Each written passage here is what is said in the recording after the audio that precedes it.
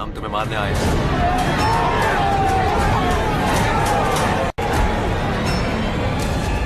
बचोगे नहीं तुम।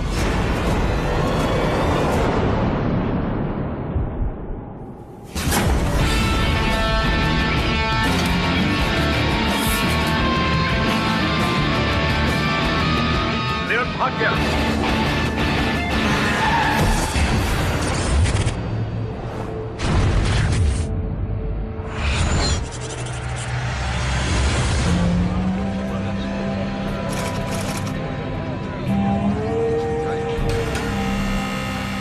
मेरा नाम हेरल्ड लेयर्ड है। जब मैं जेल से भागा तो उस समय मैं 26 साल का था। मैं 16 साल की उम्र से जेल में था। मैंने 2 लोगों की हत्या की थी और मुझे कैपिटल लाइफ सेंटेंस दी गई थी। मुझे 35 साल तक जेल में रहना था। जेल सबसे बुरी जगह है जहां हर तरह की मारकाट मची रहती है। यहाँ हालात वाकई बिगड़ जाते हैं। जब मैं स्टाइल्स यूनिट में पहुंचा तो उन्होंने मुझे कुछ रेसिस्ट गैंग मेंबर्स वाले एक सेल ब्लॉक में रख दिया। ये मेरे लिए बहुत बुरा था।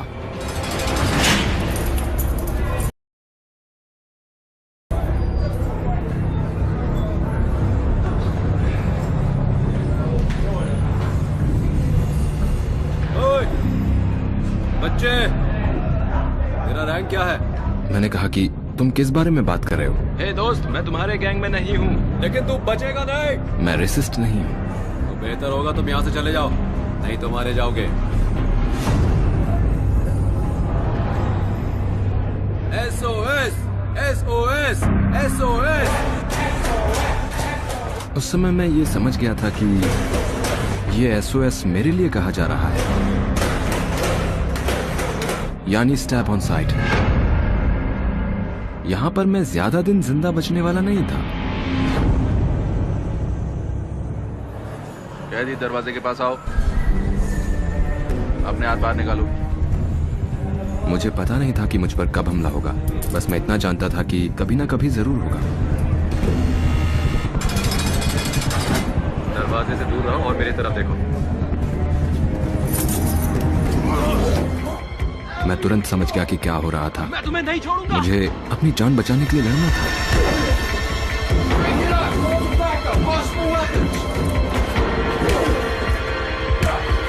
जल्दी बुलाओ। दोनों को पकड़ो, पकड़ो इन दोनों को। यहाँ से पकड़ो, हिलना मत बिल्कुल। जहाँ हो वहीं रहो, हिलने की कोशिश मत करना। तभी मैंने फैसला कर लिया था, यहाँ मुझे किसी ना किसी को मारना होगा, या कोई मुझे मार डालेगा, या फिर मुझे यहां से किसी भी हालत में निकलना होगा।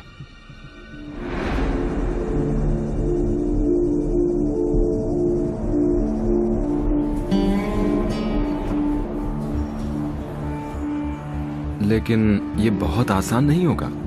हम जेल में हैं, यू नो, इसे यहां हमें रोकने के लिए बनाया है। स्टाइल्स मैक्सिमम सिक्योरिटी प्रिजन में बहुत ही कड़ी सुरक्षा थी। हर कैदी को रोज 23 घंटे तक अपने सेल में बंद रखा जाता था। Count time layer. और हर आधे घंटे में गिनती होती थी।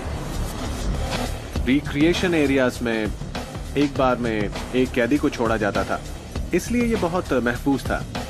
स्टाइल्स यूनिट 3 टावर्स, एक मोबाइल पेट्रोल, 2 पेरीमीटर फेंसेस और नो मैन्स लैंड से लेस था। भागने की कोशिश में किसी कैदी के मारे जाने की सचमुच जबरदस्त आशंका थी। ऑफिसर्स मार गिराने के लिए गोली चला सकते हैं, यही उनकी ड्यूटी है।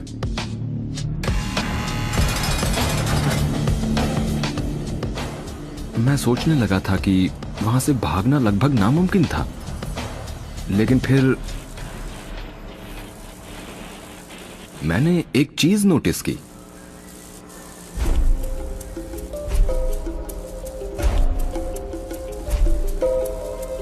मेरे ऊपर वाले सेल से मेरी लाइट में पानी लीक हो रहा था, और तभी मेरे दिमाग में एक आइडिया आया। इन लाइट्स तक पहुंचने का कोई ना कोई रास्ता जरूर होगा।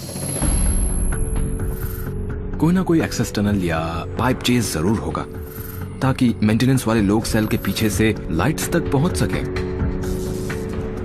अब मैं जानता था कि अगर मैं अपने सेल की लाइट तक पहुंच जाऊं तो शायद बाहर निकलना भी मुमकिन हो जाए। मैंने लाइट पर गौर करना शुरू कर दिया और देखा कि वो प्लेक्सी ग्लास की बनी हुई थी और प्लास्टिक की हर चीज को वहां पर आराम से काटा जा सकता था। अब सवाल यह था कि इसे काटा कैसे जाए। लोग मुझे मैकगाइवर कहते हैं क्योंकि मुझ में किसी भी चीज को ठीक ठाक करने की कुदरती समझ है। मैं आराम से सब कुछ ठीक कर सकता हूं। मैं बहुत सहज ढंग से ऐसे काम कर लेता हूं।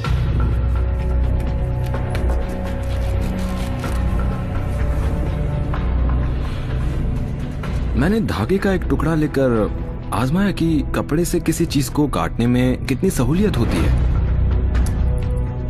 मैंने उसे एक प्लास्टिक कप पर आजमाया और उसने उसे आसानी से काट दिया। मैं खुश हो गया कि ये मेरे काम आएगा।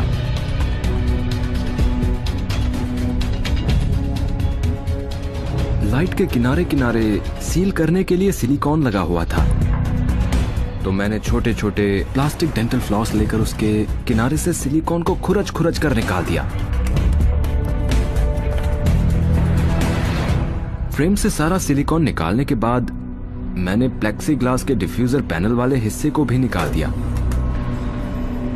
लेकिन एक दूसरा हिस्सा काफी मोटी प्लास्टिक का बना हुआ था।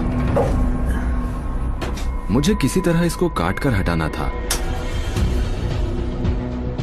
तो मैंने कुछ धागे निकालकर और उन्हें एक साथ मिलाकर उनकी एक मोटी सी रस्सी बनाई और उसे उस मोटी प्लास्टिक वाले हिस्से के पीछे डालकर ऊपर से तब तक आगे धकेलता रहा जब तक कि वो लाइट के पीछे से घूमकर दूसरी तरफ से बाहर नहीं आ गई। फिर मैंने शीट की एक पट्टी लेकर दोनों छोर को बांध दिया। मैं उसे आगे पीछे खींचने लगा। इस तरह मैंने उस प्लास्टिक को काटना शुरू कर दिया। मैं बस फ्रिक्शन का इस्तेमाल कर रहा था।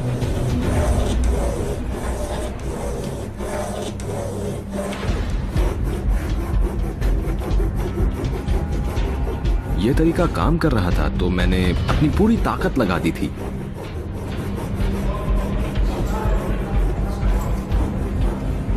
लेकिन मुझे उससे हो रहे शोर की फिक्र थी।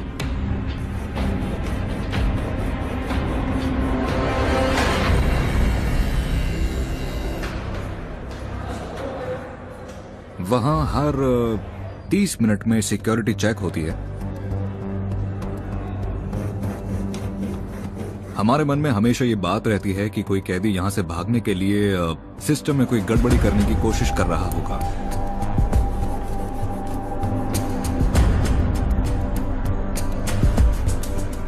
उस परछाई को देखकर मैं समझ गया कि वो गार्ड मेरे दरवाजे पर आ रहा था। हे मैन, क्या हाल है?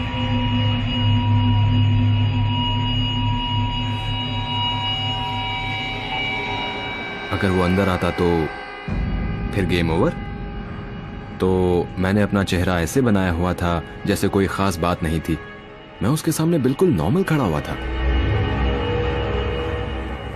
मुझे महसूस हो रहा था कि मेरी धड़कन बहुत तेज हो गई थी और उसको देखकर मेरा मुंह बिल्कुल सूख गया था।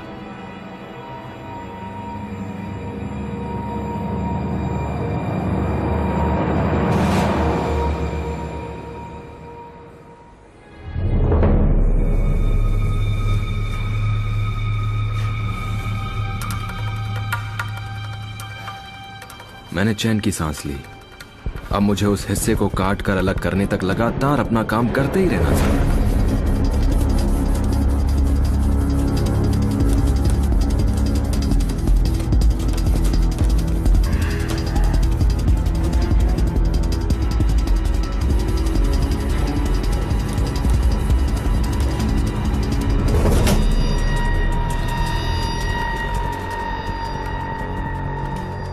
कई घंटों की मेहनत के बाद मैंने उसे काट दिया।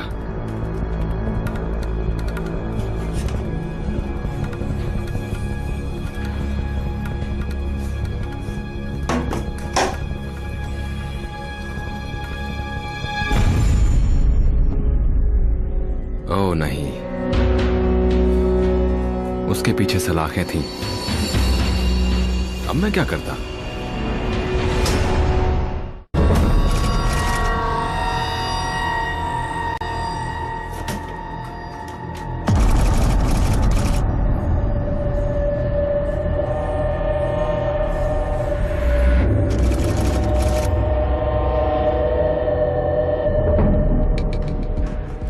मुझे उन सलाखों को काटकर हटाने का कोई तरीका ढूंढना था, लेकिन कोई औजार नहीं होने की वजह से मैं जानता था कि यह बहुत मुश्किल काम होगा। वो एक माइल्ड स्टील बार केज था और मैं समझ गया था कि उन बार्स को काटने के लिए मुझे उनसे भी किसी सख्त चीज की जरूरत थी।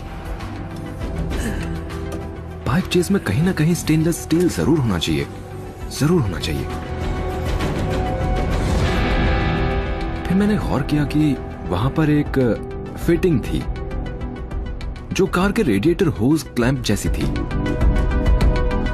और उसे बीच से तोड़कर मैं उसे 100 ब्लेड की तरह इस्तेमाल कर सकता था।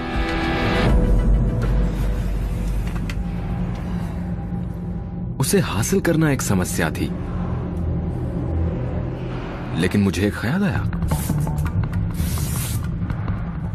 मैंने एक मैगजीन लेकर उसे गोल घुमाकर पेपर पोल बना दिया।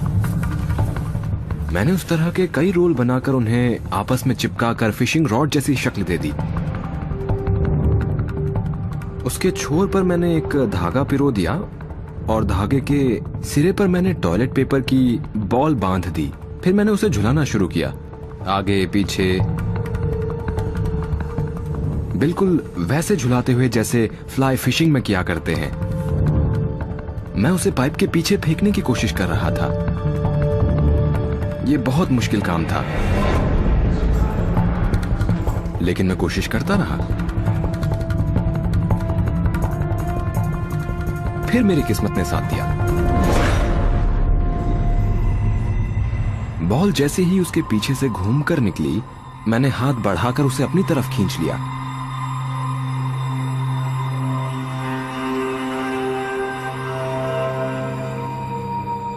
मैं सोच रहा था कि अगर मैंने इसे छोड़ दिया तो क्लैंप को निकालना लगभग नामुमकिन हो जाएगा।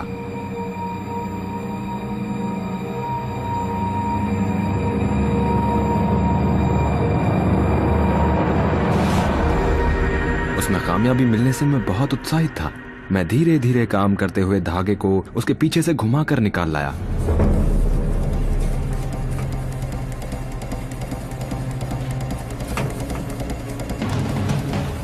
रस्सी को पाइप के पीछे से घुमाने के बाद मैंने एक पूरी शीट को उसमें बांधकर उसके पीछे से खींच लिया।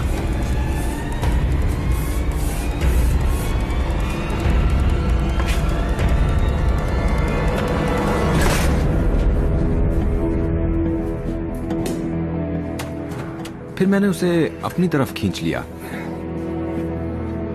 और मैं सोच रहा था कि वाह, मैंने आखिरकार एक और बाधा पार कर ही ली। मैंने क्लैंप को निकालकर उसे सीधा किया। फिर मैंने उसे लंबाई में आधा तोड़ दिया, तो अब मेरे पास एक 100 ब्लेड तैयार हो गया था। अब मैंने बार्स को काटना शुरू कर दिया। काटने का काम बहुत मुश्किल था।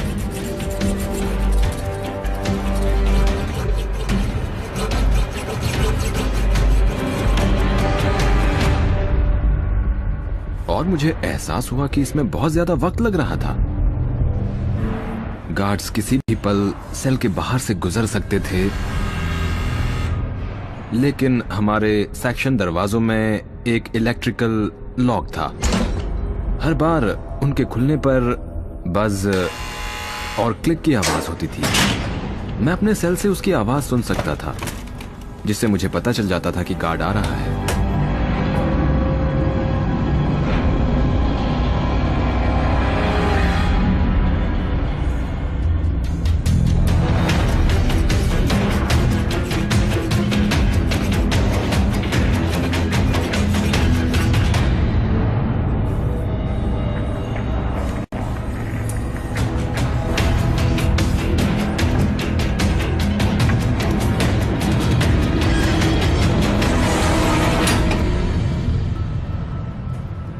मैं सभी बार्स को नहीं काटना चाहता था क्योंकि उसमें काफी वक्त लग रहा था, इसलिए मुझे बार केज को निकालने का कोई तरीका ढूंढना था। मैंने गौर किया कि वो फ्रेम 4 स्क्रूज से असल में दीवार पर लगा हुआ था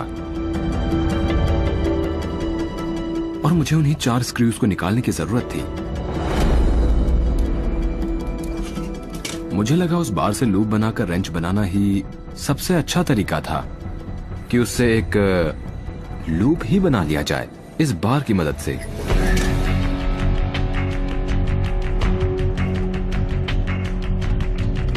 अब मैंने अंदर हाथ घुसाकर उसे उस पर लगाया और वो बिल्कुल सही तरीके से काम करने लगा। मैं वाकई बहुत उत्साहित था।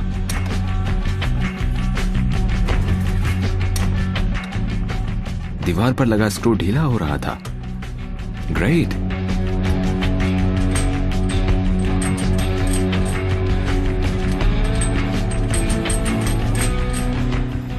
तो मैंने चारों नट खोल दिए और अब मैं पाइप चेज में पहुंच सकता था। बार केज काफी भारी था और मैं कोई शोर नहीं करना चाहता था, इसलिए मैंने उसे बहुत धीरे से हटाया और वो बार केज दीवार पर टिक गया। अब मुझे डर था कि कोई गार्ड अचानक मेरे सेल के पास आएगा और देख लेगा कि मैं वहां से भाग गया था। लेकिन मुझे उस आजादी का एहसास हो रहा था जिसकी मुझे आदत नहीं थी।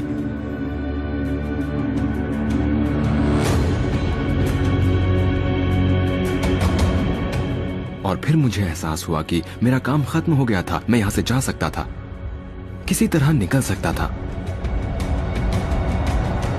फिर मेरा सबसे बड़ा डर सच हो गया।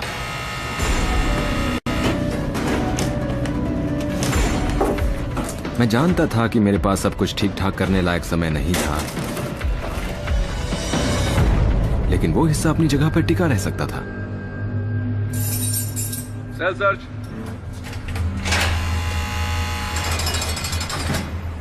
उठो, बिस्तर से हट जाओ, दीवार के पास जाओ।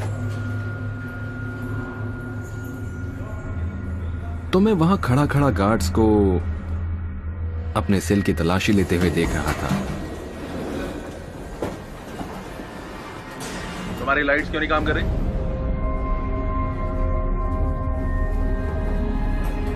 उन्होंने जब लाइट पर गौर करना शुरू किया तो मेरे दिल की धड़कन बहुत तेज हो गई, बहुत तेज। और मैं सोच रहा था कि ओके, ये किसी तरह टिका रहे, किसी भी तरह। मैं बहुत डरा हुआ था कि आगे क्या होगा। मैं नर्वस था, लेकिन मैं अपनी घबराहट को छिपा रहा था। मैं जानता था कि मुझे उसको काबू में रखना होगा। मैं उनके सामने अपनी घबराहट को उजागर नहीं कर सकता था।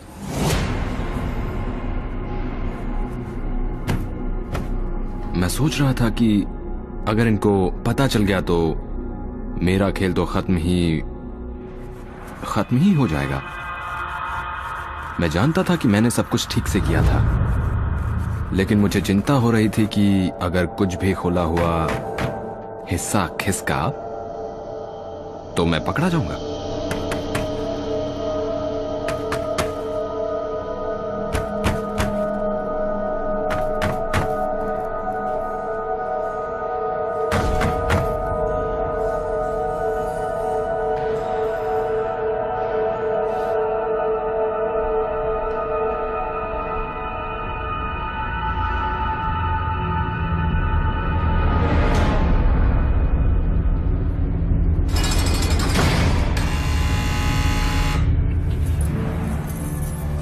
उसके निकलने पर मैंने चैन की सांस ली। मुझे काफी बेहतर महसूस हो रहा था। लेकिन अब मुझे भागने की योजना बनानी थी। भागने में कई तरह की बाधाओं का सामना होने वाला था। सबसे पहली बाधा पाइप चेस की थी। जगह कम होने की वजह से यह बहुत आसान नहीं था। उसके बाद पाइप चेस का दरवाजा सामने आता, जिस पर ताला लगा रहता था और मुझे उससे बाहर निकलना था। दरवाजे से बाहर निकलने पर मैं जेल के अहाते में पहुंच जाता। वहां से मुझे पेरीमीटर के पास पहुंचना था और फिर किसी की निगाह में आए बिना 2 फेंसेस को पार करना था। मैं जानता था कि वहां गार्ड टावर्स होंगे और कार में गश्त लगाने वाला पेरीमीटर गार्ड भी होगा।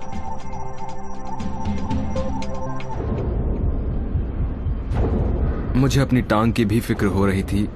मेरे घुटने से टखने तक स्टील रॉड्स लगे हुए हैं, इसलिए मैं जानता था कि मैं पीछा करने वालों को दौड़कर बिल्कुल भी नहीं पछाड़ पाऊंगा, लेकिन मैं कोशिश जरूर करने वाला था।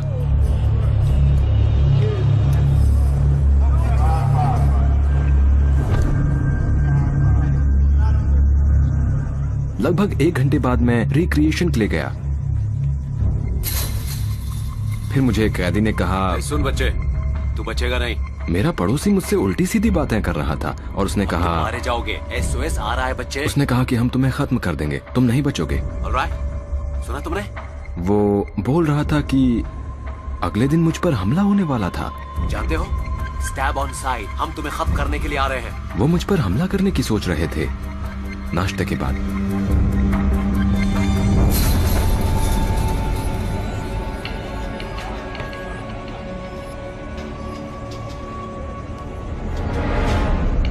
मैं समझ गया था कि मेरी जिंदगी दांव पर लगी थी इस वक्त, और उसी समय मैंने फैसला किया कि आज रात मैं यहां से भाग जाऊंगा।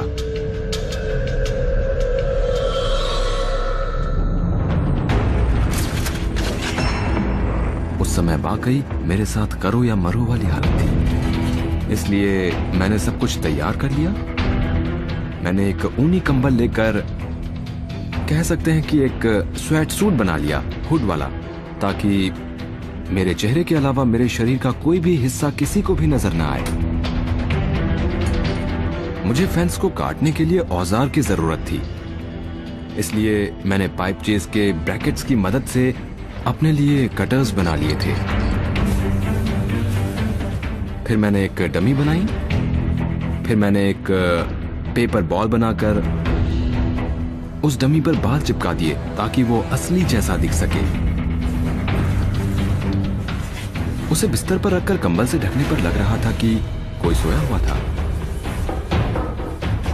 अब गार्ड्स वहां किसी भी पल आ सकते थे, इसलिए मैं जानता था कि मुझे तेजी से काम करना होगा।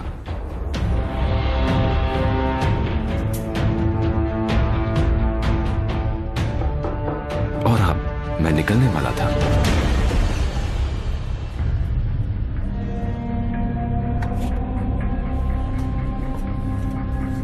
उस वक्त सुबह के लगभग 3:45 बजे थे जब मैं असल में पाइप चेज में घुसा। मैं थोड़ा नर्वस था और मैं कांप रहा था, क्योंकि मैं जानता था कि अब मैं पीछे नहीं हट सकता था, मुझे आगे बढ़ना था।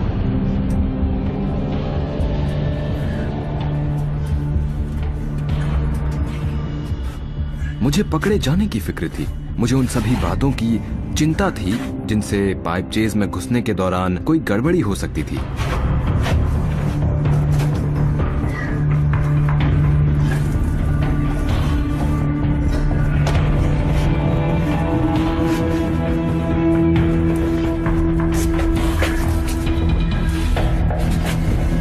पाइप चेज के दरवाजे को देखकर मुझे लगा कि बाहर की दुनिया और मेरे बीच बस उस ताले की रुकावट थी, लेकिन मैं उसे अपने काम में आड़े नहीं आने दे सकता था। मुझे किसी तरह उसके पार निकलना था। तो मैंने 100 ब्लेड की मदद से उसके स्क्रूज खोल दिए।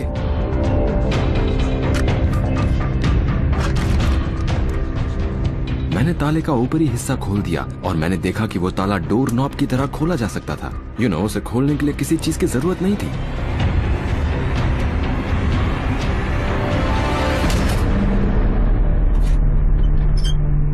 मैंने दरवाजे को जरा सा खोलकर उस दरवाजे से बाहर झांक कर देखा। मैं बहुत एक्साइटेड था, मुझे बहुत अच्छा लग रहा था। ऐसा लग रहा था मानो अब आजादी मेरी पहुंच में थी। बस मुझे फेंस के पास पहुंचकर उसे काट कर निकलना था और मैं आजाद हो जाता।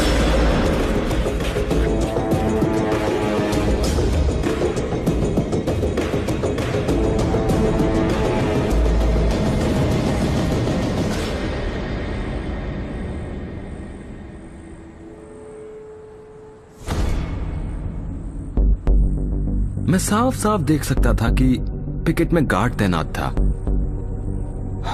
मुझे डर लग रहा था, मुझे चिंता हो रही थी क्योंकि उसके पास गन थी।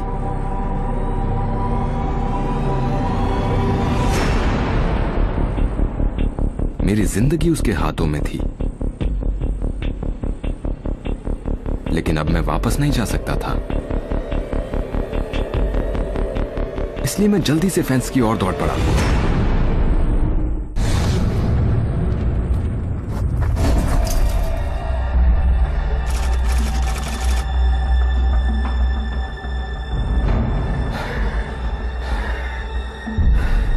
मैं जानता था कि मैं कामयाब हो जाऊंगा। मुझे पता था कि गार्ड मुझे नहीं देख पाया था।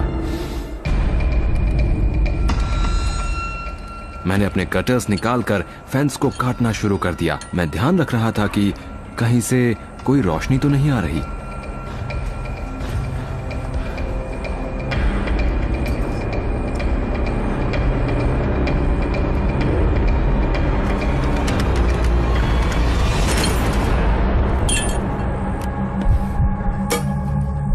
मैन, अब मैं क्या करूंगा? मैं अपनी टांग की वजह से फेंस पर नहीं चढ़ना चाहता था, लेकिन मेरे पास कोई चारा नहीं था।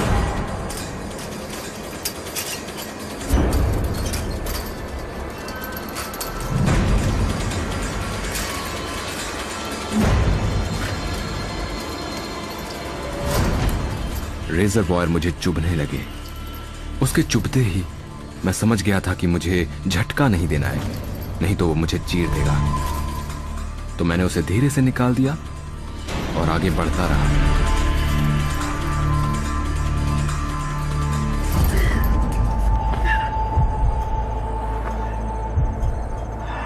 मेरे हाथ फेंसेस से बुरी तरह से जख्मी हो गए थे। उसमें थोड़ा दर्द हो रहा था, लेकिन शायद मेरा एड्रेनलिन इतनी तेजी से पंप हो रहा था कि मुझे ज्यादा दर्द महसूस नहीं हो रहा था।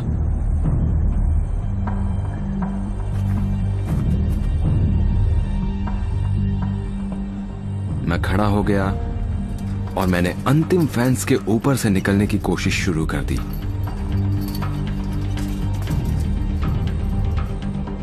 आजादी मेरे सामने थी।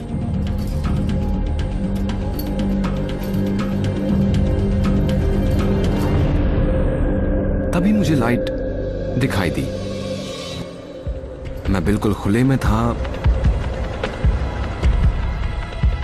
अब मुझे ऐसा काम करना था जो मैं नहीं करना चाहता था। मुझे ऊपर से कूदना था।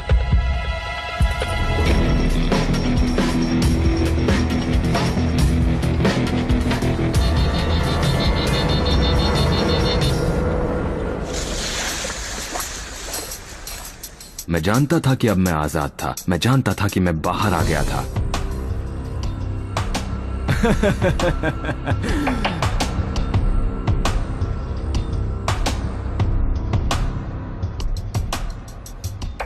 मैं गलियारे में घूम रहा था कि तभी एक कैदी ने मेरे पास आकर कहा कि एक कैदी अपने सेल में नहीं है। क्या तुम्हें यकीन है? उसने मुझे सेल नंबर बताया।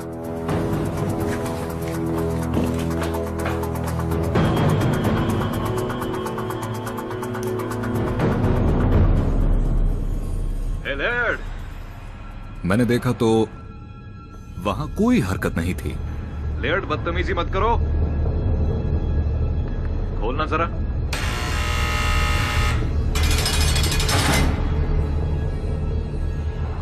सेल में घुसते समय हम सावधान थे। लेयर्ड,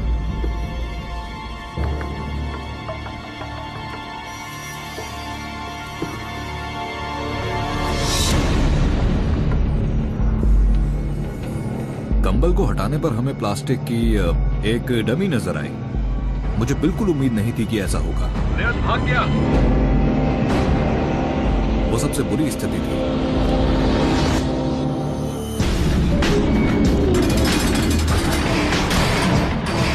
उसके भाग जाने के बाद हम तुरंत ही लॉकडाउन सिचुएशन में पहुंच गए। मैं बाहर निकलकर सीधे पेरीमीटर के पास गया। मैं फेंस के कटे हुए हिस्से ढूंढ रहा था। मैं देखना चाहता था कहीं कोई गड़बड़ी तो नहीं थी।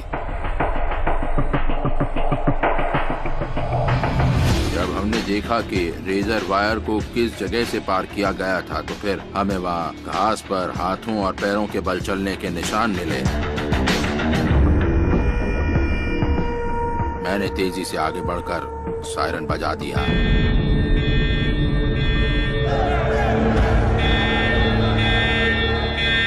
इसके बाद हमने स्टेट पुलिस और स्थानीय प्रशासन से संपर्क किया।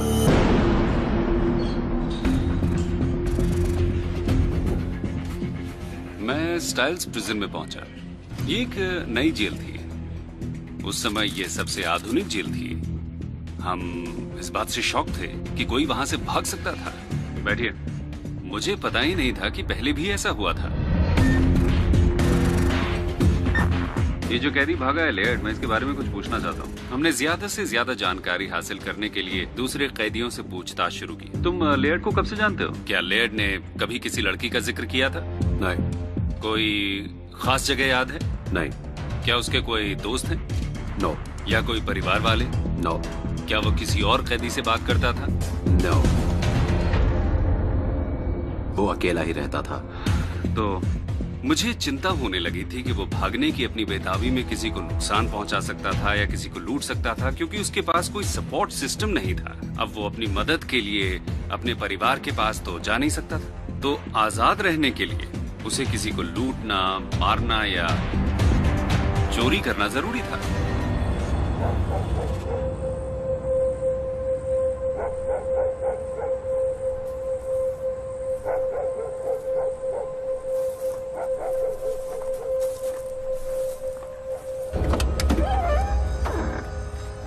इग्निशन में चाबी लगी देखकर और गाड़ी में कुछ कपड़े नजर आने से मुझे बहुत ज्यादा राहत मिली। ऐसा लगा कि मेरी किस्मत इससे बेहतर कभी नहीं हो सकती। मैं गाड़ी में बैठ गया। मैं बहुत कॉन्फिडेंट नहीं हूं। मेरे साथ एक बहुत बड़ी दिक्कत है। मैंने पहले कभी कार नहीं चलाई थी।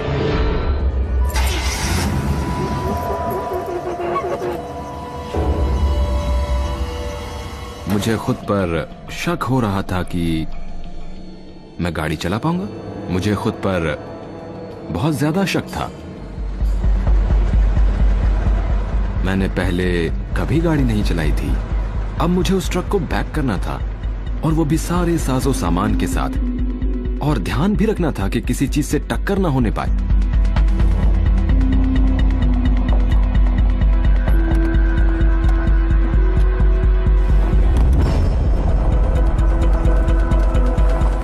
मैं इसमें कैसे कामयाब हो सकता था?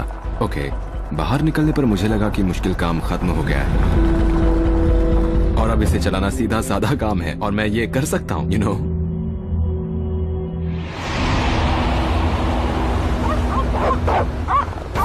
सजा काट रहे कैपिटल मर्डरर हेरल्ड लेयर्ड को ढूंढने के लिए सुबह से ही एक बहुत बड़ी मुहिम शुरू हो गई है। पीछा करने वाले कुत्तों को उसकी गंध मिल गई, और हम ये पता लगाने में कामयाब रहे कि वो किस तरफ भागा था। मुझे आपसे कुछ सवाल पूछने हैं। वहाँ एक ट्रेलर हाउस था। एक शख्स बाहर आया। क्या हुआ? उसका ट्रक लापता था। उसमें उसकी राइफल और 122 गोलियां भी थीं। वो भी गायब थी। अब हमें सिक्योरिटी का स्तर बढ़ाना था, क्योंकि संदिग्ध के पास अब एक गाड़ी थी जिसमें हथियार और ढेर सारी गोलियां थी।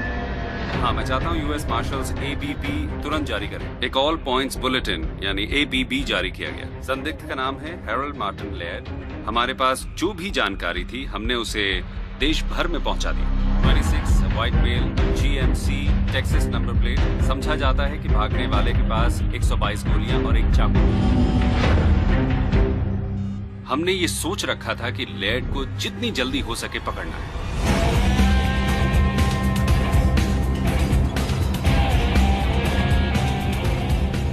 मैं I-10 पर आगे बढ़ रहा था। मैं उस रास्ते से वाकिफ था। मैं जानता था कि वो लॉस एंजलिस से फ्लोरिडा तक जाने वाला रास्ता था। ये बहुत लंबी सड़क थी और उसके बीच में छिपने की कई जगहें थी। फिर मैंने कोन्स को एक तरफ संकरा होते हुए सारी ट्रैफिक को एक लेन में मोड़ते हुए देखा। मैं सोच रहा था कि आखिरकार ये क्या है।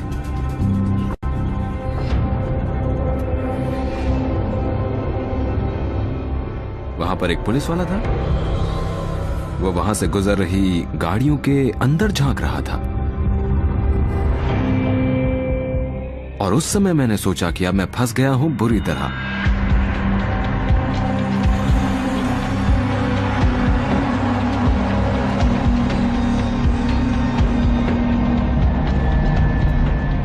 क्या उन्होंने इतनी जल्दी पुलिस वालों को मेरी खोज में लगा दिया था?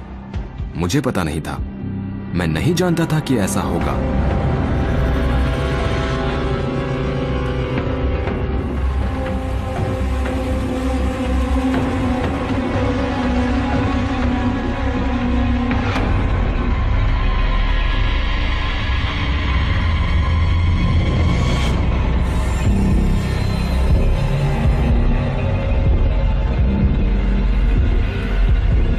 मैं एक आम नागरिक की तरह शांत दिखने की कोशिश कर रहा था।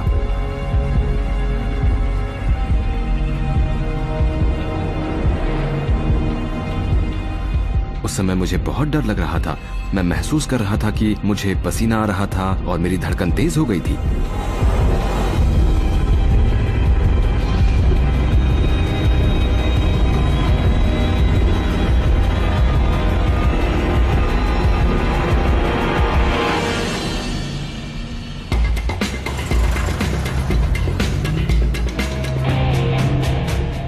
उसके पास से गुजरकर भी वो मुझे नहीं पहचान पाया था और मुझे इतना सुकून मिला कि मैं बेफिक्र ही हो गया। मैं बहुत ज्यादा खुश था। मुझे लग रहा था कि अब मैं आजाद हूं और वो मुझे नहीं पकड़ पाएंगे। उस समय तक मुझे एहसास होने लगा था कि ये आदमी हमारे हाथ से निकल चुका है। मुझे ये नहीं मालूम था कि वो मानसिक या शारीरिक रूप से किस हालत में था। वो देर रात को उस वक्त भागा था जब उसके सोने का वक्त था, यानी जब नींद पूरी ना हो और साथ ही आपका एड्रेनलिन बढ़ा हुआ हो। आप बहुत घबराए हुए होते हैं तो ये बहुत खतरनाक साबित हो सकता है।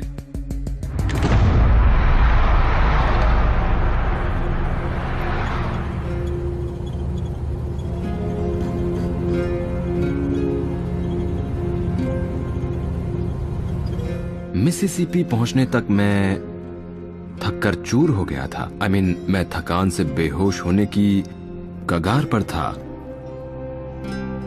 मैं 24 घंटे से ज्यादा समय से इधर उधर भाग रहा था। मैं इस बीच एक पल भी नहीं सोया था और मेरी हालत अब खराब थी।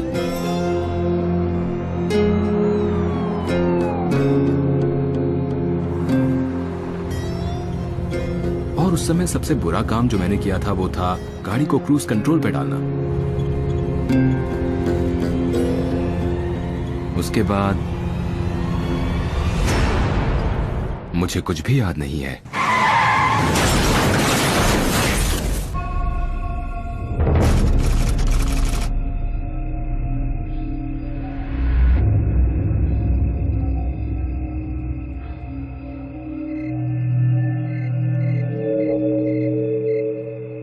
नींद खुलने पर मेरी गाड़ी घास में रुकी हुई थी।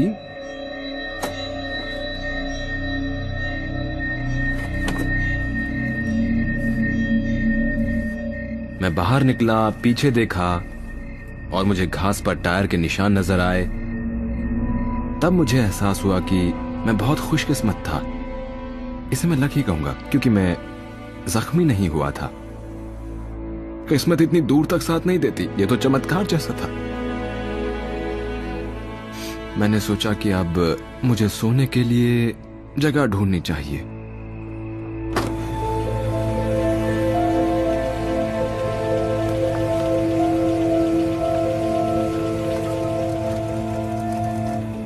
मैंने एक रेस्ट एरिया में गाड़ी रोकने का फैसला किया।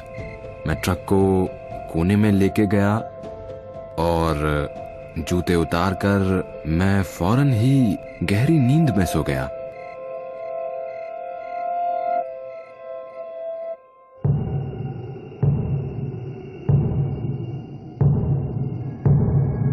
जागने पर मुझे कुछ भी समझ में नहीं आ रहा था।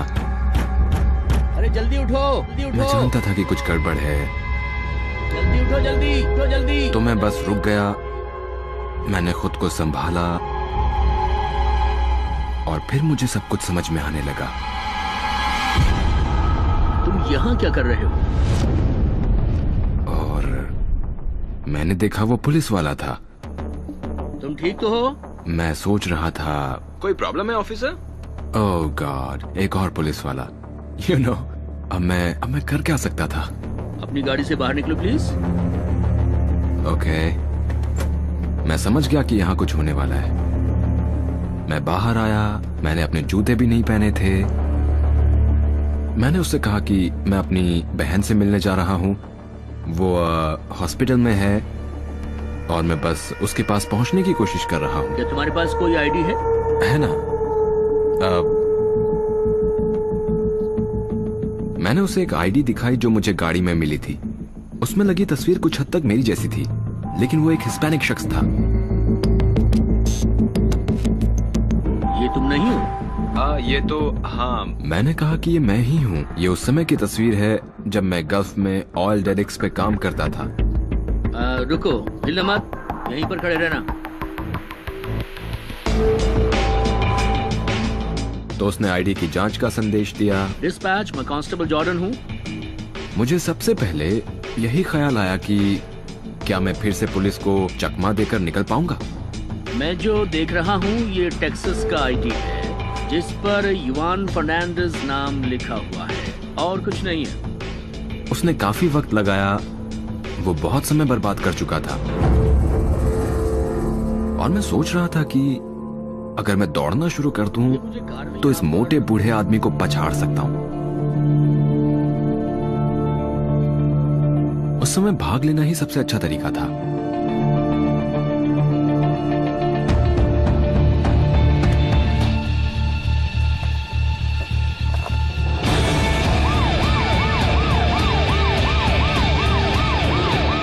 और तभी दो जवान और तंदुरुस्त पुलिस वाले बाहर आए।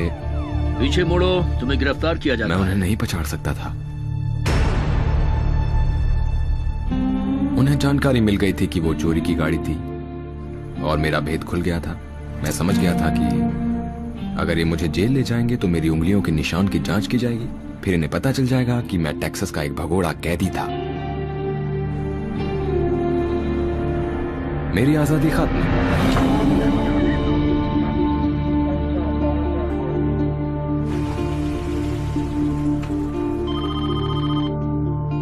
जब मुझे पता चला कि वो पकड़ा गया है तो मुझे बहुत ज्यादा सुकून मिला। ठीक है शरीफ, मैं आ रहा हूँ, वहीं मिलता हूँ आपसे। लेयर्ड ने अपनी सेल से भागने में तो बहुत उस्तादी दिखाई थी, लेकिन उसके पास आजाद रहने की योजना और क्षमता दोनों नहीं थी, इसलिए वो पकड़ा गया।